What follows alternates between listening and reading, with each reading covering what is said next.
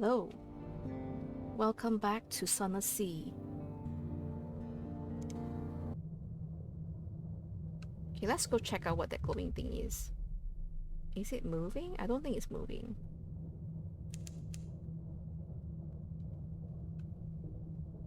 It's just stuff.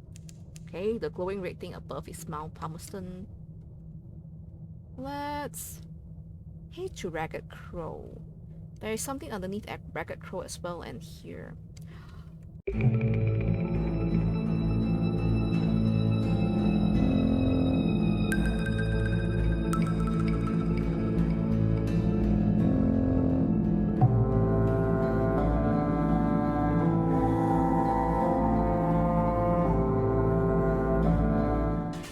There's an abyss here. Let's dive. The Abyss of Graves, yes, this is the one. Shells have been cut into the rock walls. Some are large enough to hold ancient waterlogged ships, crusted with long dead barnacles. Others are smaller, holding pairs of clay coffins and a smattering of grave goods, jugs and bowls.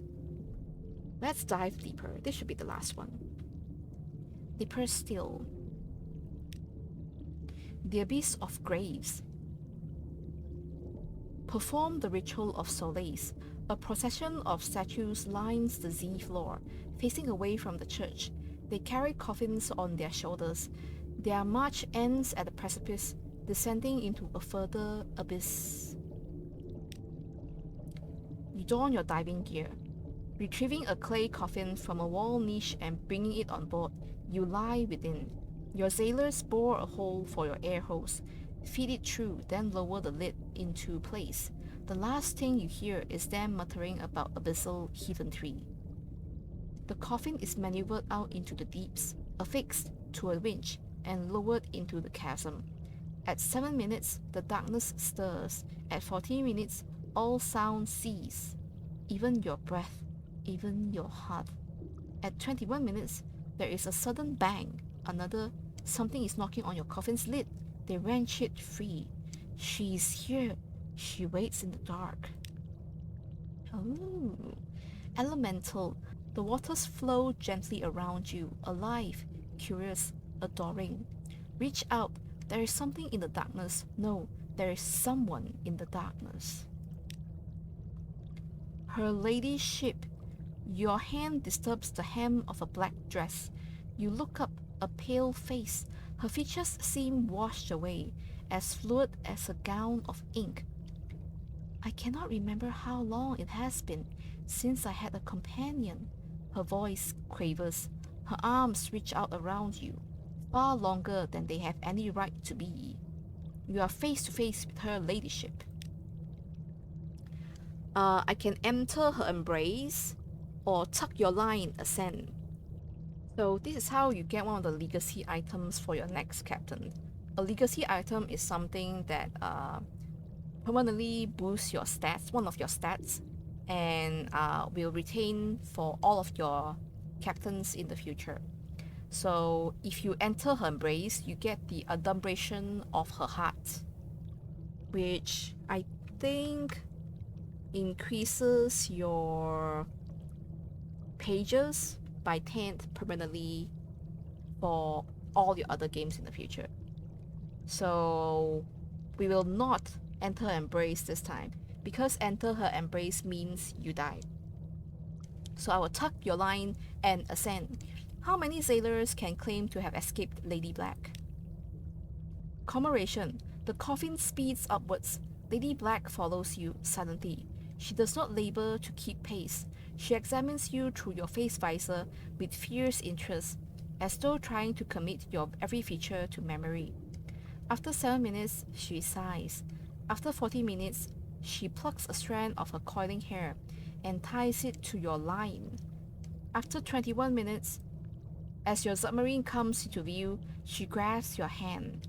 She squeezes your fingers urgently. Then her hand slips from yours and she is gone. I've gained 2 hearts, 5 irons. 1 veils, 5 pages, 1 mirrors. Lady Black will remember you. Thank you for the stats. Okay.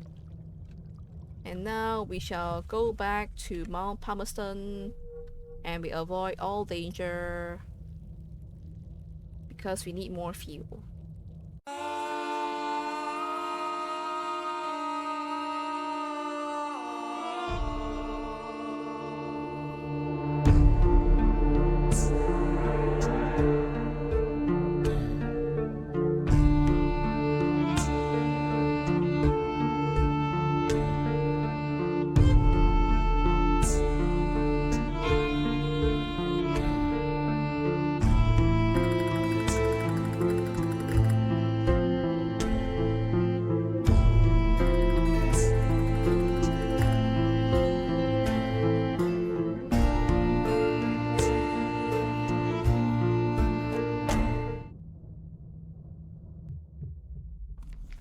Okay, we are now in the Undercrow. Okay, for those of you that don't know, so this is a lighthouse. The Ragged Crow is a lighthouse, and we are currently at the bottom of it. There's a giant lighthouse on top. Remember that place with the giant lighthouse with the tyrant moth flying around? Underneath it is Undercrow. Okay, let's go in the Undercrow. A deep, well-lit cavern, thick with the fungal smoke and cave moths. Far above, a lighthouse fire burns. The scent of it is curiously medicinal. It clouds your head and burns your lungs. Farther into the fog, you can make out labored breathing. I can assemble a port report. It's little more than a cave and a lighthouse fire, but the Admiralty appreciate thoroughness. A thorough survey of moths and fire. A ramshackle array of pulleys allows the Undercrow's reclusive resident to feed the fire above. The herby smoke of the fungal fire has preservative qualities, but does everything in a fine grey deposit. Meanwhile, the fire distracts the more aggressive moths and warns ship far above. All is well, or as well as can be expected. Let's approach a voice from the fog. Here at last? The fog voice croaks. Come closer. The incomparable Aurelian rolls his eyes, but advances nonetheless. Remember we picked this guy up from Port Cornelian really long ago. An almost dead man. Your passenger gazes impassively at the bulbous figure, whispering quietly. As the fog parts, you can make out milky eyes and a toothless grimace. No tomb colonist ever looked as ancient or unwell as the almost dead man before you, grey, bloated, and nearly embalmed by the fungal smoke. It's difficult to tell where his skin ends and the stone bed beneath him begins. His breath is shallow, but his bare chest heaves to a different rhythm. A shape crawls beneath his ribs, but disappears as the man lets out a gassy sigh. Allow me to introduce you, citizen, the incomparable Aurelian says, slipping you a modest payment. This is Lorenzo, my erstwhile mentor and the host to the most moth. Okay, got 50 echoes. You have met an almost dead man in the Undercrow, okay? What do we do with him?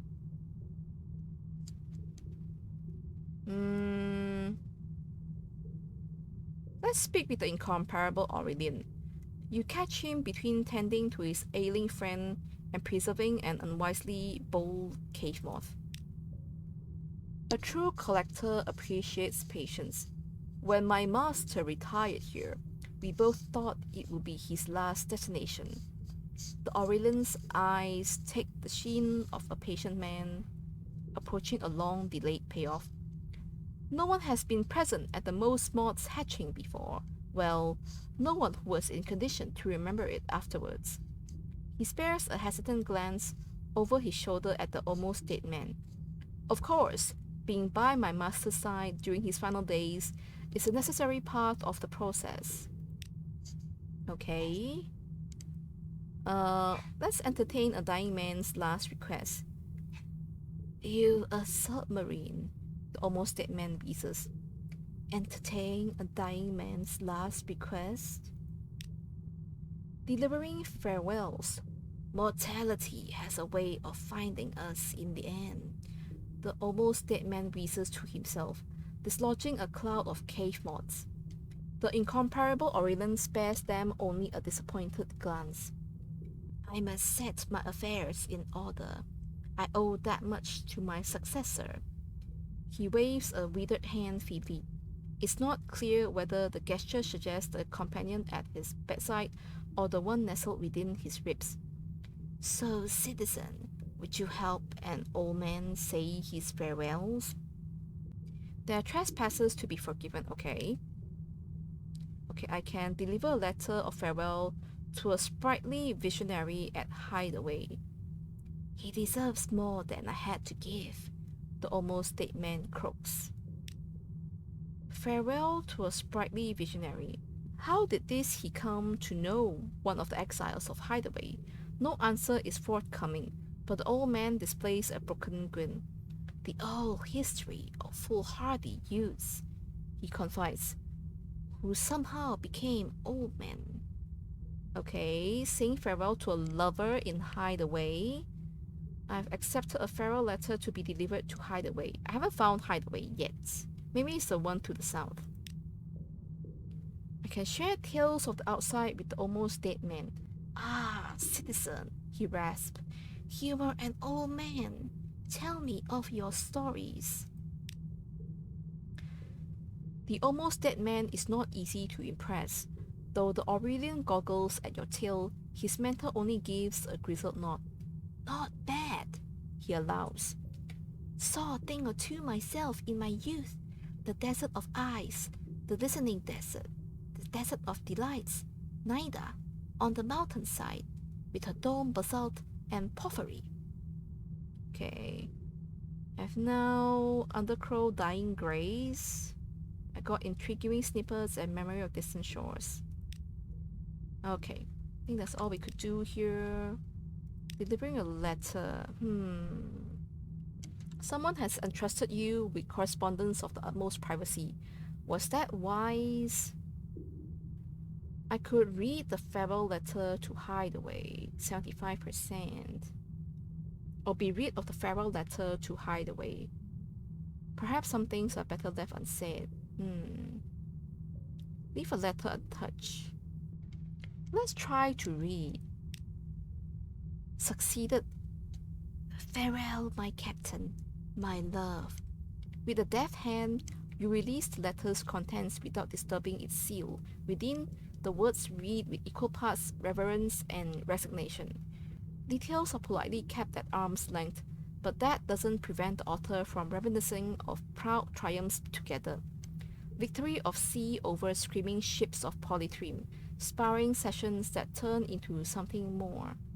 These times are gone, but his camaraderie is eternal. I'm sorry for giving up the fight, Eric. You always were the strongest of us. No one could tell it's been read, could they? Okay, leave the letter untouched. Okay, let's try going south. This might be Hideaway. Wait, it's a ship. Never mind then. It's a light ship. See that little thing there? Yeah.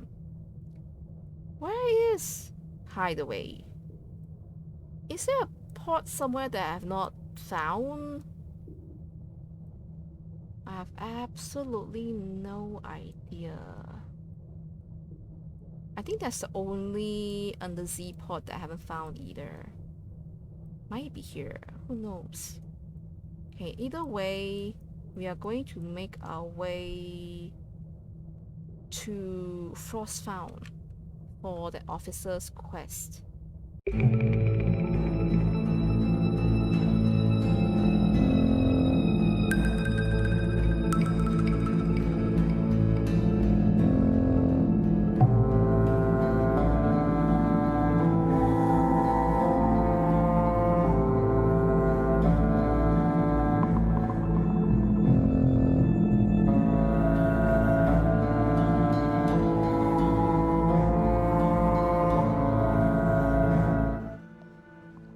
We are back in Frostfound. Okay, there's a few things you could do here, but let's do this one first. Show the squatters your navigator's sigil. A plucky researcher recognizes it. I know it well. I can show you, but the way isn't easy. I'll not take anyone frail. You need ropes, crampons, skins, tents, and I'll want paying, of course. My bursary is wearing rather thin, okay? 5 supplies, that's fine, and an outlandish artifact, that's fine too. Almost never remembered. He didn't exaggerate. The ice is slick as an oiled mirror. You need pythons and spiked boots to navigate slopes, and a misplaced foot will send great chunks of it thundering into the thirsty sea. The air bites like a bound shark. Your face is numb, your fingers stiff, your throat raw. The climb takes you around a sheer white cliff, the waters below swimming with shards of razored ice. At last, a frozen ledge. A vertical sheet of ice rises before you, reflective as a conjurer's glass. Engraved upon it, 20 feet high, is the navigator's sigil. Impressive, isn't it? The researcher says, dropping his pack. It's one of the old accords between Wither and Iron. It means almost never remembered. Your navigator approaches it warily. The sigil on his temple sparks with blue fire. He reaches out, his fingers touching those of his reflection in the ice, and his reflection lunges forward, whispering something in his ear. The navigator crumples into the snow. Oh, the plucky researcher says. Damn, we're going to have a devil of a time getting him back to the ship. You do, but you manage it. Back in your cozy cabin, you imbibe mulled rum. Will you ever be warm again? Maybe not. Okay, speak to your Sigil-Ridden Navigator to learn what happened. Okay, I have 1 wound. Okay. Let's get a port report first. And let's do this. Let's extract the Cladery Heart. The Cladery Heir leans over the deck rail. There, in the ice. The searchlight catches what might be a hull, or might be a very large gizzard. Let's try. I succeeded. Preparing an approach, the Cladery Heir presents herself on deck. She carries a bag full of sharp blades and serrated blades, short, strong blades, toothed blades like saws, long-handled shields, knives whose edges are invisible. She is ready to cut with glass, or with diamond, or with fire as required. The Cladery Heart in the ice. The Cladery Heir has sliced away great blocks of frostbound ice and piled them into a wall.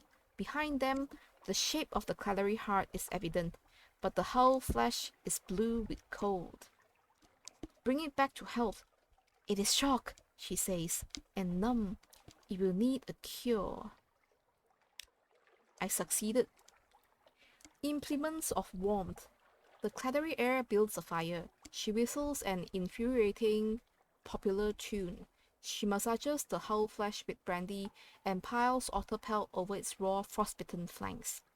She speaks to it in the native tongue of the first city, a language cluttered with valor stops. In the 5th hour of these rituals, the heart begins to thrum again. It wants to be free of the ice. It wants to move. It wants to swim. South, says the air. Wait for us in Port Cornelian. It isn't safe to change ships here. The heart beats twice before taking a new heading. For now, the Cladery Heart awaits in Port Cornelian. If you wish to make it your ship, you have to go there and come to some agreement with the air. We have the merchant ship from before that we could change for the Cladery Heart, just to get the Cladery Heart for my beloved Cladery Heir. So maybe I should go there next with the merchant ship. Okay, there's nothing we could do here anymore, so let's just leave. And we'll go to... I don't think I need to go to Wither or Codex, so let's go to Gator's Mourn and then to Vanderbilt. And try to avoid being damaged while we're at it, because we don't want to die. Why is this in the corner here? This is a trick to try to tempt me to open it, isn't it? Too bad, I already opened it. Oh, we missed the port. Oops. The port is this way. I think the blind bruiser wants me to come this way anyway. Okay, there. Okay. Here, a shivering Corsair with a package. Take the package. And then we can do this. We can lure the glory seekers to wrack. You hear the bows echoed up and down the morn, resounding from every tavern. I will be the deadliest captain of the Sea. Spin them a story of danger. You stand on top a bar, a bitter pint in hand. A few bemused drunkards watch. Who wants to be a hero, you ask, gesturing so your drink sloshes onto a grimy face. Who wants to be a proper damn hero? The sailors' songs die. They all watch, enthralled as you speak of a place fit for the fiercest, where gigantic mouths bite through hulls and devour ships from inside out, where leviathans crack ships like eggs and eat. You sailed by such a damn ship, but were too afraid to fight the terror below. But these captains, these heroes, before you even finish, a half dozen have reeled their crews for the docks. They'll sink over wreck in no time. Okay. We can gather intelligence, yep. And then I think that's all we could do here. Yeah. That's all we could do here, so let's leave and we'll go to Vanderbilt.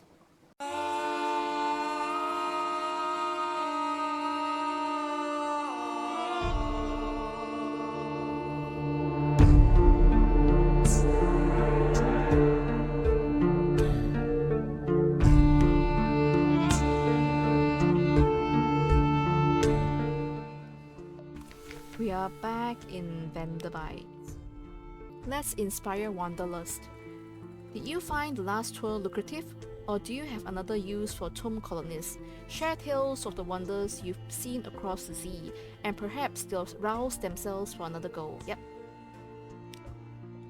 A happy operator. I do appreciate your efforts, Captain. Here's a small token of that appreciation. Let's not acknowledge each other publicly, though. I would like our passengers to think of you as a wild and romantic Z-Dog, not as a charter captain. It seems the last tour was not entirely last. Okay. Okay, where do you guys want to go? Here, the last tour operator. Ho, Captain! I have 1 dozen sad and bandaged souls here. They're choosing their final fate. Will you take them on one last diversionary tour? It may be a longish trip. Make sure you have enough supplies. I need to replace 12 supplies with 12 tomb colonies, and I only have 12 supplies. Can I buy supplies here? I only need enough supplies to get me back to London, which isn't far. We need to head to Low Barnet on the way, but it's on the way. Maybe we could suffice with 5 supplies, so that's not too bad. Okay, let's take on the tomb colonists. In our next voyage, we will be doing the last tour operator. Yep. They'd like to go to Shepherd's Wash. Shepherd's Wash first, and 2 other destinations after that. Bring them all back, and I'll remunerate you lavishly. The operator leans in and whispers, honestly, I don't mind if you bring back a different set entirely. Bandages are very forgiving, but a full dozen, please. Okay. Okay, I think that's all we could do here. Let's get port. Do I have anything for the first curator? Let's check. Oh, we do. Give it your ray-drenched cinder. I smell stars. A cavity. Beside the curator's couch waits a humped machine of iron and brass. There, it wheezes, straining to raise its arm. A recess, approximately the size of the cinder, awaits. You place the cinder there and close the lid. Faint autumnal music, like the pricking of starlight, drifts from within. I will never see Parabola, the curator wheezes. But perhaps you will. Take this mirror. It was born in a volcano. Dark glass, serpent carved. Interesting. And I also have this. Show it your weeping scar. Let me see. It sinks back, exhausted. Disappointing, it wheezes.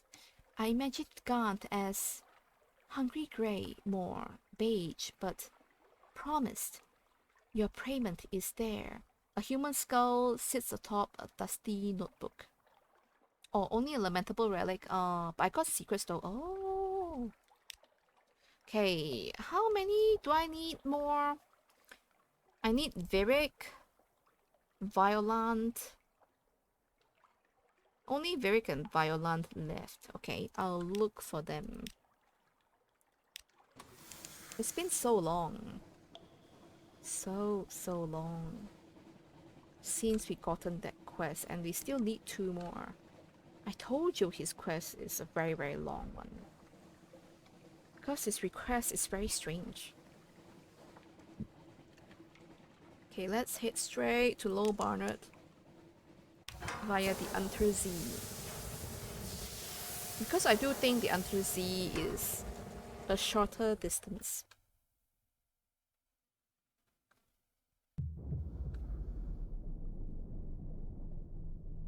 Okay. Let's try to avoid stuff. There. We are already here.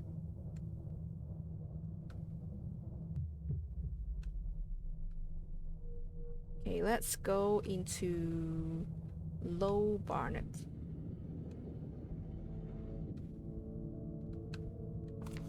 Let's go in. I know we could do this, but let me do other stuff first. Can I trade stories with the congregation yet? Oh, yes, we can. Can speak of Auntie or speak of Nook. Or Scrimshander or the Undercrow. But those are all new port reports. Huh. Okay, I fully intend to go back to one of these eventually. Let's give it. Let's speak of Nook. Focus on something besides its illicit commerce. Ivories. You describe an immense mouth set into the Z floor, its rows of razored teeth. Few know this, you say, but during the Mordikalia festival, the Nook dwellers push on the teeth, playing them like the ivories of a gargantuan piano. And then the Maw sings, a shuddering, bellowing dirge, which causes whirlpools on the surface. The listening sailors frown. One unfolds a chart. You want to go there? I've gained 1 Z story. I mean, the stories told here are all... There's stuff added to it anyway. It's not all truth. Okay. Can I go in yet? I can't. I guess I need more. Let's speak of Auntie then. Its memory still gleams. Crystal clear.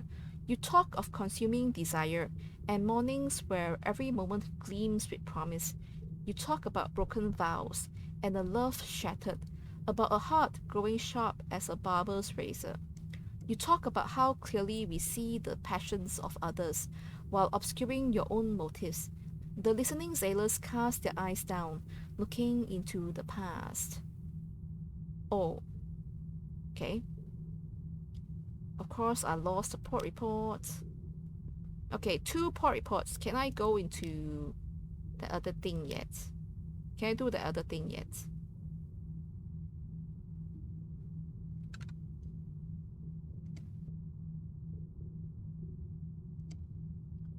Oh wait, I need something awaits you to partake in this contest of stories. Oh, I see.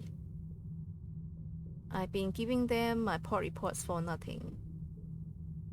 Well, since you already given out two, you might as well give them the other two and see what they say. See what the story says anyway. Okay, here, speak of Scrimshander. You will have to relate the carvings to your audience somehow. Ivory and ink.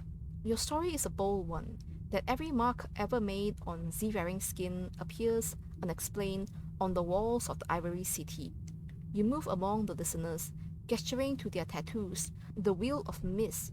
They'd find that edge above an aquifer, the gambit, scratched into a nameless catacomb, and the unflinching eye, well, that's only found at the city's heart. But your listeners will have to visit and see for themselves. And then one last one. The Undercrow. The trick is to tailor the tales to the audience. Wings of water. You talk of the gut moths which inhabit every sailor and provide their nautical instincts, that taste in the throat which heralds a storm front, the ability to digest food, even on choppy seas, the welcome fluttering in the stomach of the sight of a sweetheart on shore. Moths in the gut, going all the time. Your listeners shift in their seats. One hurries out, clutching his mouth. I think he wants to throw out. He wants to throw out the moth. Okay, that's all we could do here. Let's find the fierce philanthropist's husband. Your source said he could be found here. And who is that in the shadow of the apse? Ah, a verger in coral. Lytton stands in a secluded corner. He is inhumanly tall. His lower body is encased in the block of coral that raises him up. Beneath his shirt, his body is lumpen. A tracery of it, lurid and pink, has begun to sprout on his cheek, following the course of his veins. I can deliver his wife's locket. He ignores you, intent instead on buffing a smooth shine from the brass. Perhaps a reminder of his past life will help. You hold open the locket up before him. Evelyn, he says, involuntarily, and looks at you. She sent you? I always expected that other parties would find me first. He looks down at the gradual encroachment of coral. I cannot return, for her safety, as well as the obvious, but I ask that you withhold the full nature of my condition from her. I wouldn't want to cause her further distress. Oh, you may now deliver word of her husband to the fierce philanthropist, or ask him questions to advance your ambition. Oh, so you're firmly set in Low Barnet. You're becoming a coral in Low Barnet, I see. Okay. Ask him about the seven. We were the seven against Nida. Soldiers, spies, healers, sailors. We meant to democratize death, to break Nida's hold on immortality, and distribute their hoard of years more evenly. It was a good scheme. Bourdain recruited our legions. Lorenzo charted our path. Eric sailed our troops up the Red River on living ships. Batuk led our armies. Rosina healed our wounds. All these names are familiar. After our defeat, we were separated. I don't know where the others hide, except one, Miriam, who gathered us. She was a princess of the Presbyterate. Look for her deep in Scrimshander, in the Stygian repository, where the white bones turn black. He takes a last look at the locket from his wife, then clicks it close. Give her this, so she knows I sent you. To advance your ambitions, locate the Stygian repository in Scrimshander. Okay, I need to go back to Scrimshander then. What was his role in the Seven? I was their financier. I came from modest means. However, my congregation consists of industrialists, the gentry, bankers, people with an interest in immortality and the willingness to invest. My doctrine was unconventional. In eternal life in this life, not the next. I see. What became of their endeavor? We failed. We came close. We reached Nida. We breached the Persimmon Gate. But reinforcements came, and the wax wind was invoked. We scattered. Each of the 7 found a place to hide in the deeps. At a cost, this is mine. He indicates his skirts of coral. Okay, let's return to Low Barnet for now. Leave Lytton for now. Okay, there is nothing we could do here when we don't have something that waits you to participate in another contest of stories. So we'll leave and go back to London for now, which is just a little bit south of here. Shall we run into the bomb? No, let's not. Let's not run into the bomb, lest we explode. Which reveals, since we only have 43 hull left.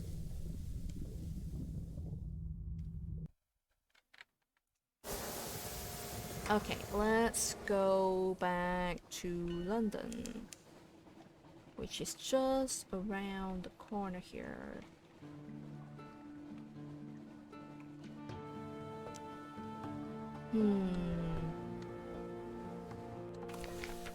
Oh, what's this? The lights of London. Boreas rushes to the rail to watch the city emerge from the fog. Home, it cries, grinning. Everyone's going to be so surprised. Maybe Mother will cook roast ptarmigan. The green fades. The snow child looks down at its hands. Only I couldn't eat it, or bring her egg hot, or sit by her feet at the fire. It'd be like last year with the snow. We played with it and it was fun, but then it melted and... Boreas sniffles. I can't go home, can I? I'd make her cry again. Let's try to help Boreas. Is there an alternative you can offer? Unfinished business. My grandpa always told me stories of the East. I always wanted to see it. Mother said he only kept going out to see 'cause of the trumpets at Gators Morn. But she must have lied because when I asked, he just laughed and said he never played any instruments. Boreas' eyes shine. East. He never got there, but I will. I'll go further than anyone's ever gone. Not if I just melt though, 'cause that'd be pointless. Boreas looks up at you, clearly expecting you to perform an impossible. There's a city without kings, where devils gather to rewrite the laws of nature. They may be able to assist with this dream for a price. The Snow Child has made a wish. From this, I think they're trying to tell me to go to the Iron Republic. Okay.